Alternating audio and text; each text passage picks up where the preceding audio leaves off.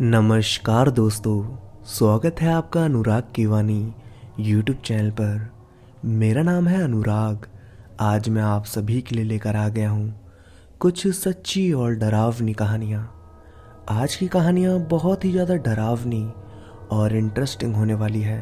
कहानी को शुरू करने से पहले आप सभी को नए साल की हार्दिक शुभकामनाएं। दोस्तों, आप में से काफ़ी लोग मेरी वीडियो तो देख लेते हैं पर वीडियो को लाइक नहीं करते और ना ही चैनल को सब्सक्राइब करते हैं। तो प्लीज़ दोस्तों, वीडियो को अभी के अभी लाइक कर दो और चैनल को सब्सक्राइब कर लो। तो हेडफोन्स लगाइए और इस कहानी को अपनी आंखों के सामने इमेजिन करके सुनिएगा। आज सुबह सुबह ही शोर होने लगा। हम घूमने जाएंगे। मेरी पत्नी राधिका, बेटा रोहन और बेटी नैन्सी, तीनों को मैंने वादा किया था कि अगले संडे मैं तुम सबको समुद्र किनारे बीच पर घुमाने ले चलूँगा। आज संडे है। नाश्ता करने के बाद से ही तीनों शोर मचा रहे हैं। आज समुद्र किनारे घूमने जाना है, पार्टी करनी है, मज़े करने हैं, यही शोर हो रहा था। ओके बाबा ओके, शाम 4 बजे तैयार रहना। मैं सबको समुद्र के किनारे बीच पर ले चलूँगा, पर वहाँ शरारत मत करना, मैंने उन लोगों से कहा। तभी रोहन बोलता है, इतनी टेंशन मत किया करो, बच्चे मस्ती नहीं करेंगे तो कैसे काम चलेगा। हम ज़्यादा शरारत नहीं करेंगे। मैंने कहा ठीक है, जाने से पहले सब अपना अपना होमवर्क ख़त्म कर लो। वहाँ जाने से पहले मैं अपनी पत्नी राधिका से कहा कि हम शाम को घूमने जा रहे हैं तो कुछ स्नैक्स बना लेना तो अच्छा रहेगा। सब तैयारी हो गई। हम शाम को घूमने के लिए निकल गए। लगभग 4 बजे घर से निकले थे और 4:30 तक हम समुद्र के किनारे पहुंच गए। सब बहुत खुश थे। मैंने रोहन और नैन्सी से कहा, ज़्यादा दूर मत जाना, ठीक है ना। दोनों ने कहा ओके पापा। समुद्र के किनारे बीच पर बहुत भीड़ थी। मैं राधिका के साथ हाथों में हाथ डाले समुद्र के लहरों पर टहल रहे थे और रोहन और नैन्सी वहीं थोड़ी दूर पर रेत के घर बना बना कर खेल रहे थे। सूरज सुर्ख लाल था। ऐसा नज़ारा था कि मानो सूरज बादलों की गोद से निकलकर समुद्र के आगोश में चला जा रहा हो। अब सूरज की गर्मी शीतल हो जा रही थी। धीरे धीरे लोग भी वापस जाने लगे थे। समुद्र के किनारे बीच पर बहुत से फेरी वाले खिलौने वाले सब घूम रहे थे। हम सब ने अपने साथ लाए स्नैक्स को खा लिया था। शाम खत्म होने लगी तो हम भी घर की ओर चल दिए। घर लगभग 8 बजे पहुंचे। ओह, सब थक चुके थे, कुछ खाने का भी मन नहीं था, तो हम सब ने एक एक गिलास दूध और केले खाकर सोने चले गए। तभी अचानक रात के 1 बजे नैन्सी और रोहन बहुत तेज चीखे। रोहन और नैन्सी अपने रूम में सोते थे और हम अपने रूम में। जब हमने दोनों की चीख सुनी तो हम उनके रूम की ओर भागे। उनके कमरे का गेट खोलते ही वो हमसे आकर लिपट गए और रोते हुए बोले कि माँ, कुछ अजीब लग रहा है, रूम में शायद कोई है। हमने दोनों को संभाला और कहा, बेटा कोई नहीं है, चलो चेक कर लेते हैं। फिर हम उस रूम को चेक करने लगे। उस रूम की खिड़की भी अच्छे से बंद थी। तो हमने बच्चों को समझाया कि डरो मत, ये सब एक वहम है, जाओ सो जाओ। और फिर दोनों बच्चों को सुलाकर हम भी सोने चले गए। सुबह सब लेट जागे। मैं फटाफट ऑफिस चला गया, पर बच्चों ने आज स्कूल की छुट्टी कर ली।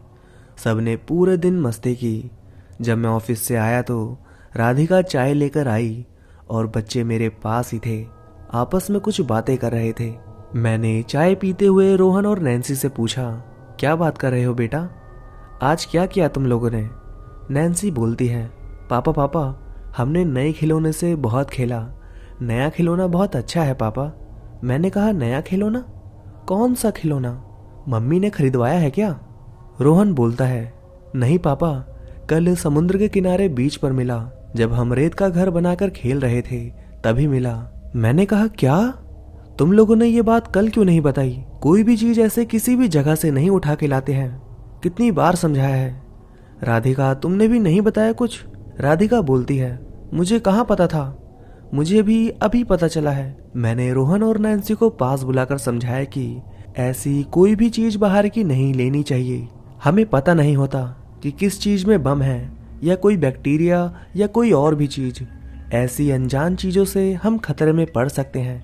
वैसे ये तो दिखाओ, कौन सा खिलौना लाए हो? रोहन बोलता है। अभी दिखाता हूँ पापा। यह कहकर रूम में चला गया और जल्दी से एक खिलौना ले आया। ये खिलौना नहीं, पृथ्वी का बना ग्लोब था, जिस पे सारे देश बने हुए थे और उस पर 3 फ्लैग लगे हुए थे, जिसके नीचे मैग्नेट यानी कि चुंबक लगे हुए थे। और ये ग्लोब मेटल लोहे का बना हुआ था। ये फ्लैग पीला हरा लाल 3 रंग के थे। अब ये तो नहीं पता कि ये क्या था, कोई खिलौना या मैप, पर कुछ भी हो, इसे घर में रखना ठीक नहीं लग रहा था। पर इससे कोई हानि भी नहीं हुई थी, तो मैंने बच्चों को समझा के छोड़ दिया।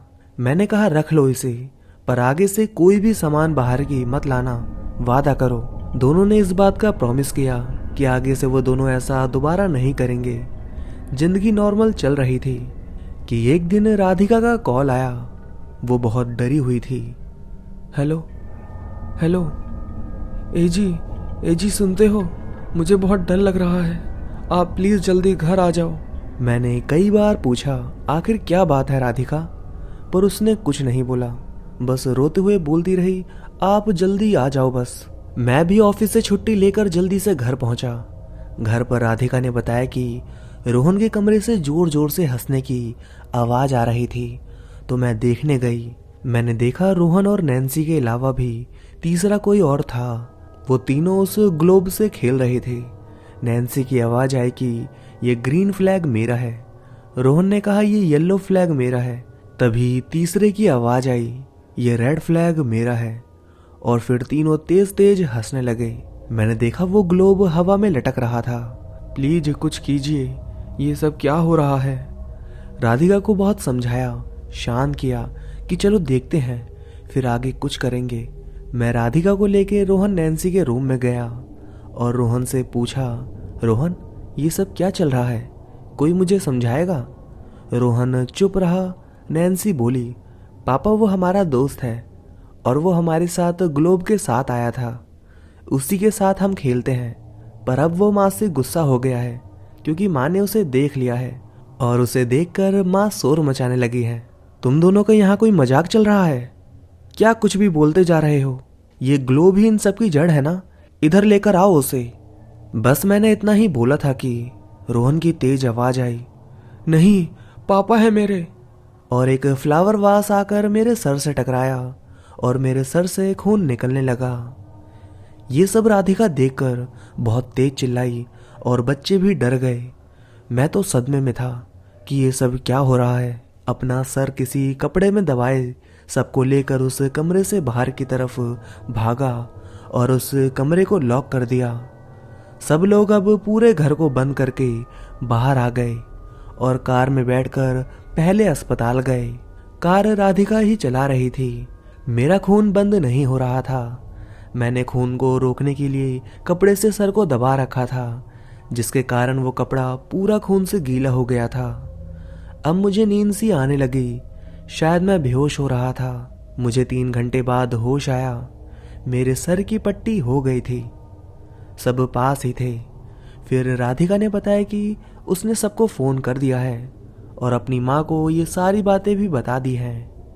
माँ किसी पंडित जी को जानती हैं जो झाड़ फूक करते हैं। माँ उन्हें लेकर आ रही हैं।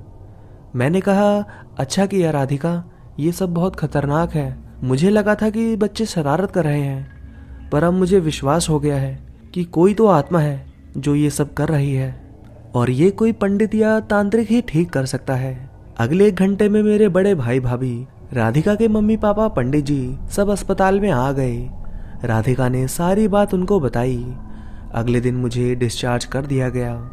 मैं, भैया और राधिका के पापा, पंडित जी हम सब मिलकर मेरे घर पर गए और बच्चों और सभी लेडीज को भैया के घर भेज दिया गया। हमने उनसे कह दिया कि सब ठीक करके हम भी वहीं आ जाएंगे। हम अपने घर लगभग 12 बजे दोपहर में पहुंचे। पंडित जी सबसे आगे थे। उन्होंने पहले घर पर गंगा जल छिड़का, फिर दरवाजा खोलकर अंदर कदम रखे। दूसरा कदम रखते ही सारा सामान इधर से उधर होने लगा। पंडित जी ने मंत्र पढ़ते हुए अंदर घुस गए। कुछ ही देर में ये सब सामान का फेंकना बंद हो गया तो हम भी घर के अंदर आ गए।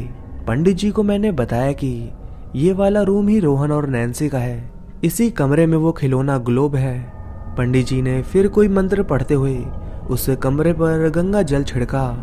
तभी अंदर से गुर्राने की आवाज आई और कमरे के अंदर सब उथल पुथल होने लगा। पंडित जी अपने मंत्रों को पढ़ते रहे। उस कमरे में से कभी चीख तो कभी गुर्राने की आवाज आती रही। फिर सब शांत हो गया। पंडित जी ने उस कमरे का दरवाजा खोलने से पहले हमसे बोले कि देखो, आप लोग मेरे पीछे ही रहना और जब मैं आपसे कहूं तब ये गंगा जल और मंत्रों से बांधी गई सफेद चादर को उसके ऊपर डाल देना, क्योंकि वो अपने मन से गायब और प्रकट हो सकता है, पर यह चादर उसके ऊपर रहेगा तो वो असहाय हो जाएगा। फिर हम उसे अपने वश में कर सकते हैं। हम समझ गए थे कि हमें क्या करना है। मैंने और भैया ने वो चादर लेकर पंडित जी के पीछे पीछे चलने लगे। अंदर जाते ही जोर जोर से हंसने की आवाज आने लगी। पंडित जी ने भी अपने मंत्रों का उच्चारण तेज कर दिया और घर में चारों तरफ गंगा जल के छींटे मारने लगे। तभी हमारे सामने उस लड़के का अस्तित्व दिखा। पंडित जी ने तुरंत बोला, ये चादर उस पर डाल दो। हमने तुरंत जाकर वो चादर उस लड़के पर डालकर पंडित जी के पीछे भाग आए।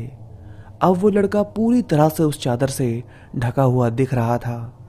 पंडित जी ने कहा, डरो मत, अब ये कुछ नहीं कर पाएगा, बस चिल्ला सकता है, तड़प सकता है। उसके बाद पंडित जी ने मुझसे वो ग्लोब मांगा। जैसे ही ग्लोब पंडित जी के पास गया, वो लड़का चीखने चिल्लाने लगा, मुझे छोड़ दो, मैं चला जाऊंगा। पर पंडित जी ने उसकी एक ना सुनी और उस ग्लोब को उसके तीनों फ्लैग के साथ साथ जला दिया। उस ग्लोब के साथ साथ वो चादर भी जल उठा। लगभग 30 मिनट तक जलते जलते सब शांत हो गया। उस घर में फिर से पहले की तरह शांति फैल गई। उसके बाद पंडित जी ने उस ग्लोब और चादर की राख को अपने साथ ले जाकर गंगा नदी में मंत्रों के साथ प्रभावित कर दिया। और उसके बाद हम सब भैया के घर गए। हमने सारी बातें भाभी राधिका और मम्मी जी को बताई। बच्चे भी डरे हुए थे। हमने पंडित जी को धन्यवाद कहा और दक्षिणा देना चाहा, पर उन्होंने नहीं लिया और कहा कि इस पैसों से भूखे को खाना खिला देना। और ये कहकर वो यहाँ से चले गए। राधिका के मम्मी पापा भी अपने घर चले गए और हम भी अपने घर वापस आ गए। घर का बहुत बुरा हाल था। सब ठीक किया हमने और फिर हम नॉर्मल जिंदगी जीने लगे। इस घटना से हमारे बच्चों को एक सबक तो मिल गई कि इस तरह कोई भी चीज ना ही उठानी चाहिए और ना ही उसे घर लाना चाहिए। तो दोस्तों, यह थी आज की पहली कहानी। यह कहानी आपको कैसी लगी कमेंट करके जरूर बताइएगा। तो चलिए दोस्तों, सुनते हैं आज की दूसरी कहानी। अर्पणा हॉल में एक कुर्सी पर बैठे उपन्यास पढ़ रही थी। उसके पति दिनेश काम से अभी तक लौटे नहीं थे। उनका फोन भी नॉट रीचेबल जा रहा था। पति का इंतजार करते करते वह बेचैन हुई जा रही थी। बस दिल बहलाने के लिए उसने उपन्यास का सहारा लिया था। अपर्णा और दिनेश ने लव मैरिज की थी। दोनों एक ही कंपनी में जॉब करते थे। शादी के बाद दिनेश का प्रमोशन हो गया और ट्रांसफर भी। दिनेश के कहने पर अपर्णा ने जॉब छोड़ दी और दोनों को नए शहर आना पड़ा। उनकी शादी को अब 6 महीने हो गए थे। अपर्णा मां बनने वाली थी। उसका चौथा महीना चल रहा था। वे जिस फ्लैट में रह रहे थे वहां शिफ्ट हुए उन्हें बस एक ही सप्ताह हुआ था। अकेले नए फ्लैट में उसे डर भी लग रहा था। अपर्णा की व्याकुलता बढ़ती ही जा रही थी। वह घड़ी की तरफ देखने लगी। उस समय रात के 12 बज रहे थे। तभी दरवाजे पर किसी ने दस्तक दी।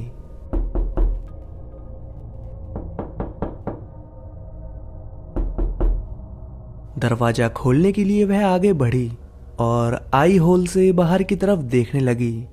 बाहर 5 वर्षीय छोटी जया खड़ी थी। वह उनके सामने वाले फ्लैट में अपनी दादी के साथ रहती थी। भला इतनी रात को जया यहाँ क्या कर रही है? अपर्णा मन ही मन सोचने लगी। उसने शीघ्र ही दरवाजा खोला। दरवाजा खोलते ही जया रोते रोते बोली, दीदी दीदी जल्दी चलो, दादी कुछ बोल नहीं रही। अपर्णा को समझते देर नहीं लगी कि जया की दादी की तबीयत खराब हो गई होगी। उनकी उम्र 60 वर्ष से अधिक ही हो गई। वह फ्लैट में सिर्फ जया के साथ रहती थी। सभी उन्हें उमा दादी बुलाते थे। उनकी देखभाल के लिए कोई नहीं था। आज जरूर उनकी तबीयत बिगड़ गई होगी, इसलिए ही जया मदद मांगने आई होगी। दरवाजा बंद कर अपर्णा जया के फ्लैट गई। दीदी जल्दी चलो, दादी बेडरूम में है, जया बोली। अपर्णा ने बेडरूम में जाकर देखा कि जया की दादी सो रही थी। वह उनके पास गई। उसने दादी की सांसें और धड़कनों की जांच की। दादी की सांसें रुक चुकी थी, धड़कन भी थम चुकी थी, उनकी आंखें भी उलट गई थी। अपर्णा समझ गई कि दादी अब इस दुनिया में नहीं रही, लेकिन छोटी जया को वह क्या ही बताती। दादी सो रही हैं, तुम मेरे साथ चलो, दादी को परेशान मत करो, अपर्णा ने दादी की आंखें बंद करते हुए कहा। वह सोचने लगी कि इतनी रात को उसे अब इस परिस्थिति में क्या करना चाहिए। सबसे पहले वह जया को अपने साथ अपने फ्लैट ले आई। तुम्हें भूख लगी होगी, कुछ खाओगी? अपर्णा ने जया से पूछा। नहीं दीदी थैंक यू, मैंने खाना खा लिया है, जया ने जवाब दिया। अच्छा कुछ खाओगी नहीं तो दूध पीना पड़ेगा, अपर्णा ने प्यार से बोला।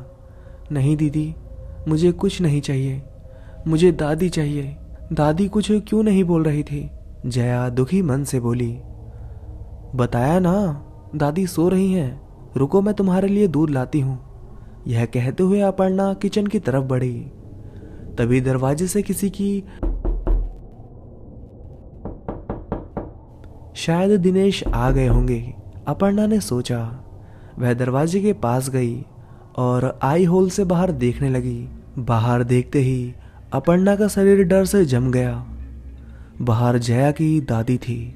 थोड़ी देर पहले उसने जिस वृद्ध महिला को मृत देखा था वह अब उनके दरवाजे के बाहर खड़ी थी। इतनी रात को वह फ्लैट में अकेले एक छोटी बच्ची के साथ थी। डर से वह कांपने लगी। दरवाजे से फिर ठक ठक की आवाज आई। शायद मुझे देखने में भूल हो गई होगी, अपर्णा ने मन ही मन में सोचने लगी। साहस जुटाकर उसने एक बार फिर आई होल से बाहर देखा। बाहर सच में जया की दादी ही खड़ी थी, लेकिन उनके साथ सुभद्रा जी और गौरी भी थी।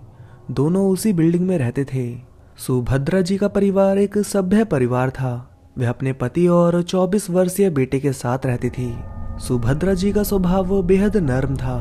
वह अपने पति और बेटे के खिलाफ कभी नहीं जाती थी। कोई भी निर्णय वह उनसे पूछकर ही लेती थी।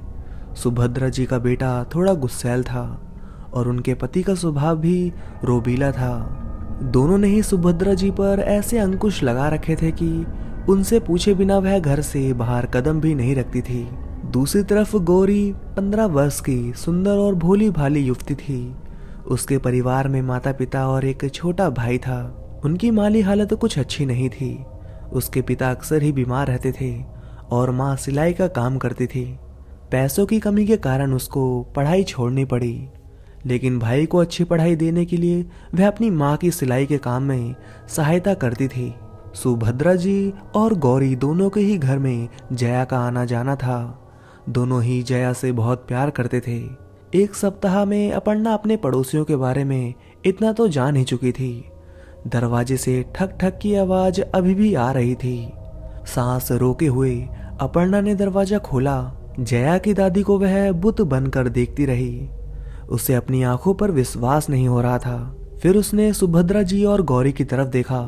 तीनों ही बहुत परेशान दिख रहे थे। बेटा तुमने जया को कहीं देखा है क्या? दादी ने अपर्णा से पूछा। हाँ वह अंदर है, अपर्णा हकलाते हुए बोली। भगवान का शुक्र है कि जया मिल गई। यह कहते हुए दादी ने चैन की सांस ली। आप लोग जया को ढूंढ रहे थे, लेकिन थोड़ी देर पहले तो अपर्णा सब बताने ही वाली थी कि सुभद्रा जी कहने लगी, हाँ हम जया को बहुत देर से ढूंढ रहे थे। उमा ताई का बीपी लो हो गया था तो उन्होंने उसे मुझे बुलाने के लिए भेजा था, लेकिन वह शरारती लड़की तब की गई अब तक ना लौटी। आप लोग अंदर आइए। सुभद्रा जी की बातें सुनकर अपर्णा बोली। फिर वह तीनों को हॉल में ले आई जहां जया बैठी थी, लेकिन अब वह वहां नहीं थी। अपर्णा ने तीनों को सोफे पर बिठाया और जया को किचन में ढूंढने चली गई। Hall, kitchen, bedroom, toilet, Jaya कहीं नहीं थी। अपर्णा ने हॉल में आकर सबको बताया कि जया नहीं मिली। ये सुनते ही दादी बेहोशी से गिरने लगी। सुभद्रा जी ने उन्हें संभाला। सभी फिर से परेशान दिखने लगे थे। अपर्णा दादी के लिए पानी ले आई और उन्हें पिलाने लगी। वह सभी को बताना चाहती थी कि वह थोड़ी देर पहले ही जया के साथ दादी से मिलने गई थी। तब उसने उन्हें मृत देखा था, लेकिन दादी की तबीयत देखकर उसने इन बातों को मन में ही दबा लिया। इन बातों को उसने भ्रम समझते हुए टाल दिया और दादी को सहारा देने लगी। दादी की आंखें नम और शरीर दुर्बल दिख रहा था। जाने कहां किस हाल में होगी मेरी जया। दादी आंसू पोंछते हुए बोली। वो मेरे बिना मेरी बच्ची अकेले रो रही होगी। चलो अब उसे ढूंढने जाना होगा। यह कहते हुए दादी खड़ी होने लगी, लेकिन फिर गिर गई। दादी को संभालते हुए सुभद्रा जी बोली, आपकी तबीयत ठीक नहीं है, आप पहले थोड़ा आराम कर लो और पानी पियो, फिर हम सब साथ चलेंगे जया को ढूंढने। पानी का गिलास हाथ में लिए दादी अपने अतीत में खो गई। पानी का एक घूंट लेकर वह अपनी आप बीती बताने लगी। कहते हैं कि बेटे बुढ़ापे का सहारा होते हैं और बेटियां कर्ज। मेरे पति की भी यही विचारधारा थी, इसलिए उन्होंने मेरी 2 बेटियों को इस दुनिया में आने ही नहीं दिया। उन्होंने 2 बार मेरा गर्भपात कराया, तब जाकर ईश्वर की कृपा हुई और आशीर्वाद के रूप में हमें बेटा मिला। दादी ने इतना बताया ही था कि उन्हें हिचकियां आने लगी। उन्होंने पानी का दूसरा घूंट पिया और आगे बताने लगी, मुझे देखो, बेटा होते हुए भी आज मेरे पास कोई सहारा नहीं है। सिर्फ जया ही मेरे जीवन की रोशनी है। उसके जन्म पर मैं बहुत खुश हुई थी, लेकिन उसके पिता को बेटा चाहिए था। ईश्वर ने उसकी भी सुनी और मेरी बहू की गोद में नन्हा लाल दे दिया। दादी भावुक हो गई थी। उनका गला भी भारी हो गया था और आंखें आंसुओं से भर चुकी थी। फिर भी वह रुकी नहीं और आगे बताती रही, मेरे बेटे को अमेरिका में नौकरी मिल गई। उन लोगों का वीजा तो आ गया, लेकिन मेरा वीजा नहीं बना। मैं अकेला महसूस ना करूं, इसलिए मेरा बेटा जया को मेरे पास छोड़ अपनी पत्नी और अपने बेटे के साथ अमेरिका चला गया। मम्मी पापा को याद कर जया अक्सर रोया करती थी, लेकिन धीरे धीरे हम दोनों एक दूसरे का सहारा बन गए और आज देखो मैंने उसे भी खो दिया। मुझे जया को ढूंढना होगा। यह कहते हुए दादी फिर खड़ी हो गई। अपर्णा ने दादी का हाथ पकड़ा और उनके साथ जया को ढूंढने जाने का फैसला लिया। चारों लोग जया को ढूंढने निकल गए। गौरी जया के सभी खेलने की जगहों को जानती थी, इसलिए वह दादी की मदद करने आई थी। वह उन्हें पार्क ले जा रही थी, लेकिन सीढ़ियों से नीचे उतरते हुए ही दूसरी मंजिल में जया के चिल्लाने की आवाज आई। आवाज एक बंद फ्लैट से आ रही थी। चारों फ्लैट के दरवाजे तक पहुंचे। अंदर से जया के रोने की आवाज आ रही थी। ये फ्लैट तो सालों से खाली है, सुभद्रा जी बोली, लेकिन इस फ्लैट से अक्सर लड़कियों की रोने चिल्लाने की आवाजें आती हैं। मैंने इस बारे में सेक्रेटरी अंकल को भी बताया था, लेकिन उन्हें यहाँ कुछ भी नहीं मिला, गौरी ने बताया। ये सुनकर सभी घबरा गए और दरवाजे पर धक्का देने लगे, लेकिन दरवाजा बंद था और अंदर से जया के रोने की आवाज आई जा रही थी। जया, मैं आ गई हूँ, तू डर मत। यह कहते हुए दादी ने फिर से दरवाजे पर धक्का दिया। हमें पुलिस के पास जाना चाहिए, अपर्णा ने कहा। तीनों को अपर्णा का सुझाव सही लगा। पुलिस का नाम कहते ही दरवाजा अपने आप ही खुल गया। अंदर अंधेरा ही अंधेरा था। वे फ्लैट के अंदर जाते कि उससे पहले सुभद्रा जी के फोन की घंटी बजने लगी। सुभद्रा जी ने फोन उठाया। फोन पर उनके पति थे। वह घर पर बिना किसी को बताए आई थी, इसलिए उनके पति गुस्से में थे और सुभद्रा जी को वापस बुला रहे थे। सुभद्रा जी ने फोन कट किया। मुझे घर जाना पड़ेगा, आप हमारी मदद नहीं करेंगी? अपर्णा ने पूछा। मुझे जाना पड़ेगा, मेरे पति बुला रहे हैं। यह बोलते हुए सुभद्रा जी की आंखें नम हो गई। अपर्णा सुभद्रा जी की भावनाओं को समझ रही थी। उसने उनका हाथ कसकर पकड़ लिया और बोली, मैं आपकी मजबूरी समझ रही हूँ। आप जाने का फैसला ले सकती हैं, लेकिन मैं प्रेग्नेंट हूँ।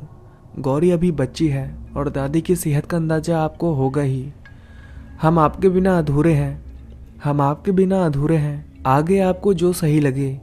अपर्णा की बातें सुन सुभद्रा जी ने अपनी आंखें मूंद ली। उन्होंने निर्णय लिया और आंखें खोल अपना फोन स्विच ऑफ कर दिया। चारों एक दूसरे का हाथ पकड़ फ्लैट के अंदर जाने लगे। चारों के अंदर आते ही फ्लैट का दरवाजा अपने आप ही बंद हो गया। अंदर चारों तरफ अंधेरा था, कुछ दिखाई नहीं दे रहा था। तभी अचानक किसी अनजान पुरुष के जोर जोर से हंसने की आवाजें आने लगी। कौन हंस रहा है? अपर्णा ने पूछा। कौन हंस रहा है?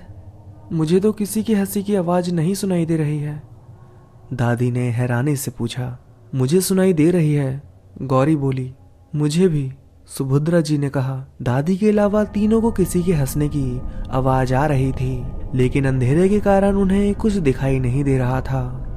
तभी चारों तरफ एक दुर्गंध फैल गई। एक अजीब सी दुर्गंध के कारण चारों बेहोश हो गए थे। तभी गौरी को होश आने लगा। उसने धीरे धीरे अपनी आंखें खोली। आंखें खोलते ही उसने अपने आप को एक सुनसान इलाके में अकेले एक रस्सी से बंधा पाया। उसने अपने चारों तरफ देखा, कहीं कोई भी जनमानस दिखाई नहीं दे रहा था। उसके साथ दादी, सुभद्रा जी और अपर्णा भी नहीं थे। साथ ही चारों तरफ अंधेरा छाया हुआ था। गौरी को समझ ही नहीं आ रहा था कि वह वहां कैसे आई, और ना ही वह उस जगह को पहचान पा रही थी। उसके दोनों हाथ और पैर रस्सी से बंधे हुए थे। किसी तरह उसने अपने आप को उस रस्सी के बंधन से आजाद किया। वह इधर उधर सभी को ढूंढने लगी। दादी, कोई है? दादी, जोर जोर से गौरी ने आवाज दी, लेकिन वहां उसके सिवा दूसरा कोई ना था। वह धीरे धीरे आगे बढ़ने लगी। वह जगह बिल्कुल सुनसान थी। इंसान तो दूर, वहां पेड़ पौधे भी नजर नहीं आ रहे थे। अंधेरे में उसे कुछ दिखाई नहीं दे रहा था।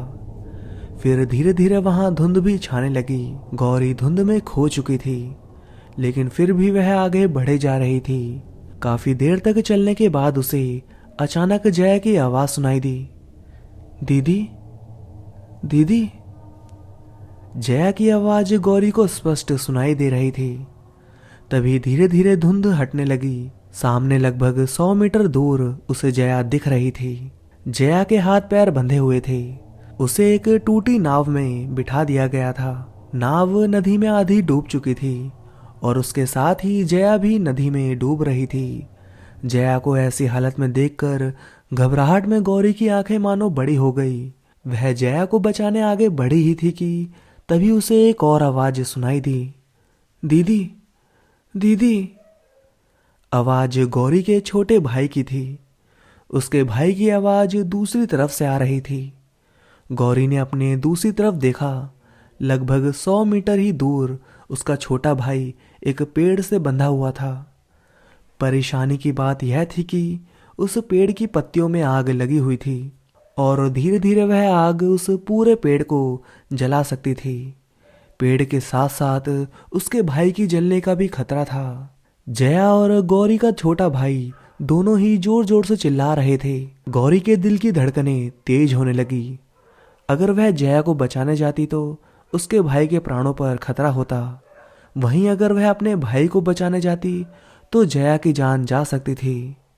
गौरी जया से भी उतना ही प्यार करती थी जितना अपने भाई से। उसके भाई से उसके पूरे परिवार की उम्मीदें जुड़ी हुई थी। तभी तो गौरी ने अपने भाई के लिए अपनी पढ़ाई छोड़ दी। उसकी माँ और वह काफी कड़ी मेहनत करते जिससे उसके छोटे भाई को अच्छी पढ़ाई मिल सके। अपने भाई को खोने के बारे में वह सोच भी नहीं सकती थी। दूसरी तरफ जया भी अपनी दादी के जीवन का इकलौता सहारा थी। गौरी जया के प्राणों को भी खतरे में नहीं डालना चाहती थी। वह अपने आप को बहुत लाचार महसूस कर रही थी। फैसला करना बहुत मुश्किल था कि पहले किसे बचाया जाए। जया की नाव धीरे धीरे डूब रही थी। पेड़ में भी अब आग धीरे धीरे बढ़ रही थी।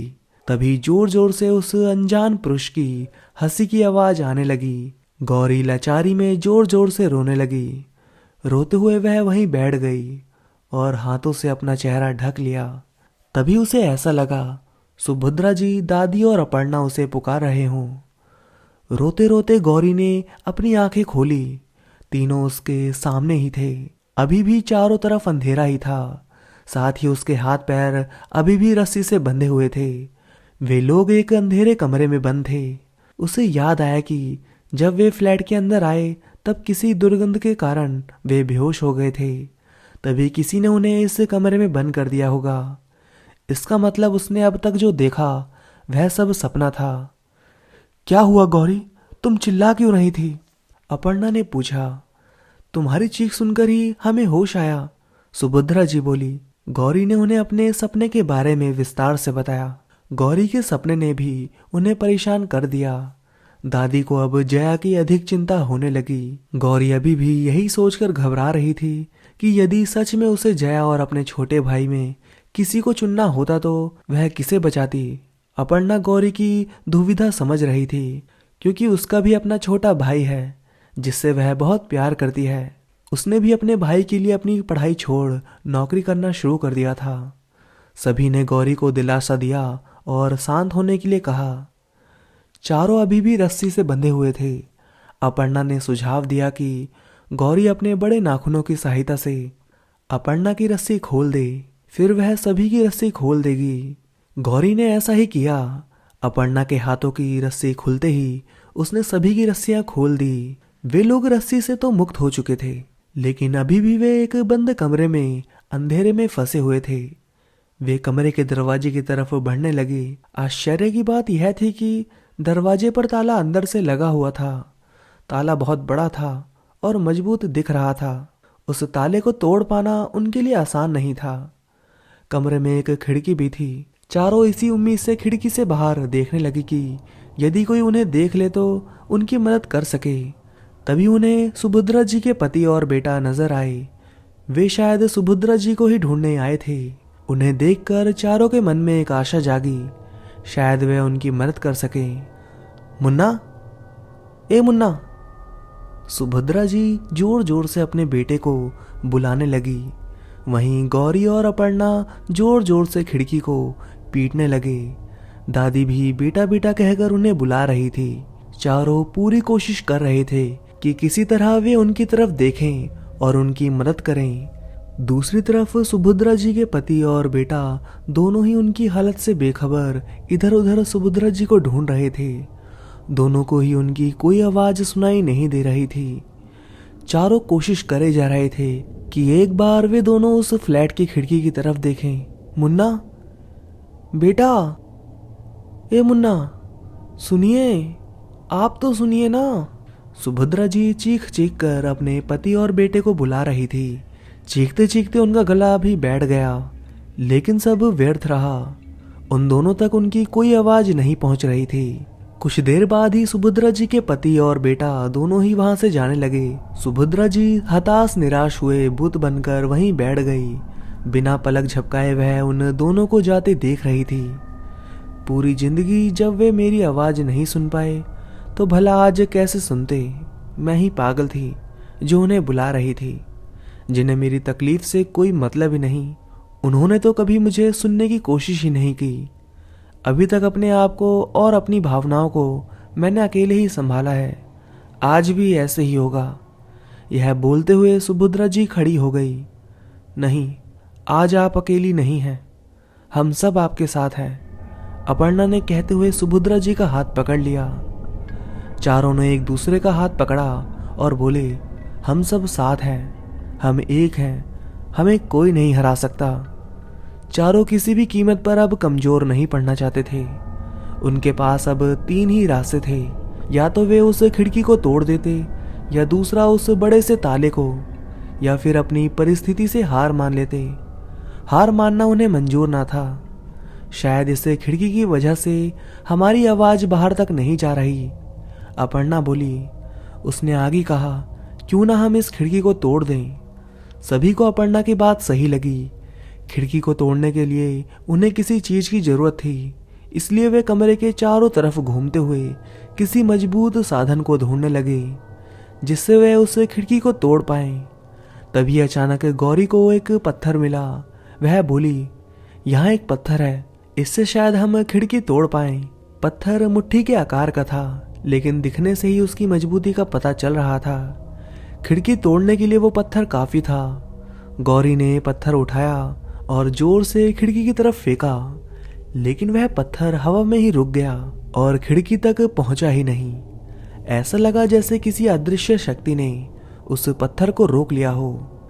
चारों हवा में झूलते उस पत्थर की तरफ देखने लगे। तभी वह पत्थर तीव्र गति से गौरी की तरफ वापस आ ही रहा था कि गौरी झट से हट गई और पत्थर दरवाजे पर जा टकराया। अगर गौरी ना हटती तो वह निश्चित ही घायल हो जाती। चारों एक दूसरे की तरफ देखने लगी। वे ऐसी परिस्थिति में फंस चुके थे जिसका कोई वर्णन ना था। तभी कमरे में न जाने कहां से धुआं फैलने लगा। ये क्या हो रहा है? पत्थर खिड़की तक पहुंचा क्यों नहीं और वापस कैसे आ गया? और भला ये धुआं कहां से आ रहा है? अपर्णा हैरानी से बोली। गौरी अब स्थिर ना रह सकी और रो पड़ी। वह रोते रोते बोली, ये हम कहाँ फंस गए? इस धुएं में तो दम अटक रहा है। भगवान जाने हम बच भी पाएंगे कि नहीं। गौरी को रोता देख अपनी लाचारी पर अफसोस करते हुए दादी बोली, मुझे माफ करना, मेरे कारण ही तुम लोगों को ऐसी मुश्किलों का सामना करना पड़ रहा है। नहीं दादी, ऐसा मत बोलो, इसमें आपकी कोई गलती नहीं। हम तो एक है ना, जो भी होगा हम साथ मिलकर उसका सामना करेंगे। गौरी तुरंत अपने आंसू पोंछते हुए बोली, हमें इस ताले को ही तोड़ने की कोशिश करनी चाहिए। सुभद्रा जी बोली और फिर उस गिरे पत्थर को उठाकर ताले पर जोर जोर से मारने लगी। ताला बहुत मजबूत था और कमरे में धुआं धीरे धीरे बढ़ रहा था। चारों को सांस लेने में तकलीफ हो रही थी, लेकिन सुभद्रा जी ताले को तोड़ने की लगातार कोशिश किए जा रही थी। आखिर वो ताला टूट ही गया। चारों उस कमरे से बाहर आए। कमरे से निकलते ही उन्हें एहसास हुआ कि वे जिस कमरे से बाहर आए वे वापस उसी कमरे में आ गए थे। उन्होंने फिर उस कमरे से निकलने की कोशिश की, लेकिन घूम फिर कर वे उसी कमरे में आ जाते। चारों बहुत थक चुके थे। इस बार उन्होंने एक दूसरे का हाथ पकड़ा और एक बार फिर से उस कमरे से बाहर निकले। इस बार वे सच में ही उस कमरे से बाहर आ गए थे। साथ ही में उन्हें मेन गेट भी दिखने लगा जो खुला हुआ था। चारों बिना देरी किए उस फ्लैट से बाहर आ गए। चारों बाहर तो आ गए थे, लेकिन उन्हें जया अभी तक नहीं मिली थी। तभी उस फ्लैट के अंदर से जया की आवाज आने लगी। जया रोते हुए अपनी दादी को बुला रही थी। दादी, दादी। चारों ने पीछे मुड़कर देखा। जया फ्लैट के अंदर ही थी। वह एक कुर्सी पर बैठी हुई थी। उसके हाथ पैर रस्सी से बंधे हुए थे। चारों जया की ऐसी हालत देखकर हैरान थे। उससे भी ज्यादा हैरान करने वाली थी हंसी की आवाज जो जया की कुर्सी के पीछे से आ रही थी। अंधेरा बहुत था, इसलिए हंसी के पीछे के चेहरे नजर नहीं आ रहे थे। धीरे धीरे वे चेहरे सामने आने लगे। जया की कुर्सी के पीछे खड़े थे दिनेश, अपर्णा का पति, गौरी के पिता और भाई, सुभद्रा जी का पति और बेटा।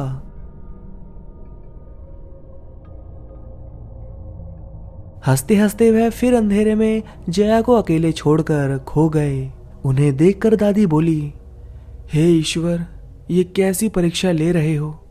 भला ये कैसे हो सकता है? चारों हैरान थे। उन्हें कुछ समझ नहीं आ रहा था। वे तुरंत ही फिर फ्लैट के अंदर आ गए। अंदर आते ही चारों तरफ अंधेरा और सुनसानी छा गई। वे सभी जया के पास जाना चाहते थे, लेकिन जया और उनके बीच एक अदृश्य दीवार उन्हें जया तक पहुंचने से रोक रही थी। दूसरी तरफ जया लगातार रो रही थी। तभी अपर्णा ने ध्यान दिया कि जया का चेहरा धीरे धीरे बदलने लगा। उसे जया के चेहरे में अपना चेहरा नजर आने लगा। फिर उसने दादी की तरफ देखा। दादी के चेहरे में भी उसे अपना ही चेहरा नजर आ रहा था। उसने सुभद्रा जी और गौरी की तरफ देखा। उन दोनों के चेहरे में भी उसे अपना चेहरा दिखने लगा। अपर्णा ने अपनी आंखें मूंद ली। उसके कानों में फिर वही हंसी की आवाज गूंजने लगी। तभी उस हंसी की आवाज के पीछे उसे अपना नाम सुनाई देने लगा। आवाज उसके पति की थी। दिनेश उसे बुला रहा था। अपर्णा, अपर्णा, अपनी आंखें खोलो।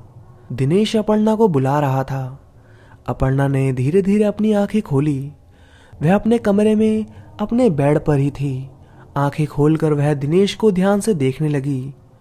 अपर्णा, अब उठ जाओ, आज हमारा डॉक्टर के साथ अपॉइंटमेंट है, हमें देर हो जाएगी, उठो और जल्दी तैयार हो जाओ, दिनेश ने कहा। अपर्णा को याद आया कि उसके गर्भ में लड़का है या लड़की, यह पता करने के लिए दिनेश ने डॉक्टर से आज का अपॉइंटमेंट लिया था। डॉक्टर जान पहचान का था, इसलिए जांच के लिए तैयार था। दिनेश को बेटा चाहिए था। इस जांच के लिए उसने डॉक्टर को मोटी रकम देने का वादा किया था। मुझे जांच नहीं कराना, अपर्णा ने पहली बार इतने स्पष्ट शब्दों में अपने दिल की बात कही। तुम जानती भी हो तुम क्या कह रही हो, दिनेश बोला। बहुत अच्छे से, मुस्कुराते हुए अपर्णा बोली। उसकी मुस्कुराहट के पीछे उसका दर्द साफ झलक रहा था। अपर्णा, जज्बाती मत बनो, फ्यूचर के बारे में सोचो। हम दोनों ने मिलकर ये फैसला लिया था कि हम अपने वंश को आगे बढ़ाएंगे और अपने बेटे को इस दुनिया में लाएंगे, दिनेश ने कहा। फ्यूचर के बारे में सोच कर ही कह रही हूँ, और फैसला तो हमेशा सिर्फ तुम्हारा होता है। मुझे तो बस तुम्हारे फैसले को मानना पड़ता है, अपर्णा बोली। दिनेश ने कसकर उसका हाथ पकड़ा और उसे खींचते हुए कहा, तुम मुझसे ऐसे बात नहीं कर सकती। तुम्हें पता होना चाहिए कि हमारे परिवार में सिर्फ बेटे जन्म लेते हैं। चलो अब जिद मत करो। अपर्णा ने पलटकर दिनेश का हाथ धक्का देकर हटाया और कहा, बस अब नहीं, अब और नहीं। उसकी आंखें क्रोध और पीड़ा से लाल हो गई थी। वह खड़ी हुई और बिना पलटे चुपचाप फ्लैट से बाहर आ गई। दिनेश उसे बुलाता रहा, लेकिन उसने एक बार भी पलटकर नहीं देखा। फ्लैट के बाहर आते ही उसे बाहर जया, सुभद्रा जी, गौरी और दादी दिखाई दिए। वे चारों उसे देखकर मुस्कुरा रहे थे। अपर्णा भी उन्हें देखकर मुस्कुराई। तो दोस्तों, स्त्रियों के जीवन का सबसे भयावह और कड़वा सत्य यही है कि उम्र के हर पड़ाव पर एक स्त्री अपना सब कुछ अर्पित कर देती है, परंतु बदले में उसे समाज में जन्म लेने का भी अधिकार नहीं मिलता। आशा करता हूँ आपको यह कहानी अच्छी लगी होगी, और इस कहानी से आपको क्या सीख मिली कमेंट करके जरूर बताइएगा। और हाँ, अगर आप में से किसी ने भी अभी तक मेरे चैनल को सब्सक्राइब नहीं किया है तो प्लीज़ दोस्तों चैनल को सब्सक्राइब कर दो और इस वीडियो को लाइक कर दो। तो अब मैं आप सभी से मिलता हूँ नेक्स्ट वीडियो में। तब तक के लिए धन्यवाद दोस्तों।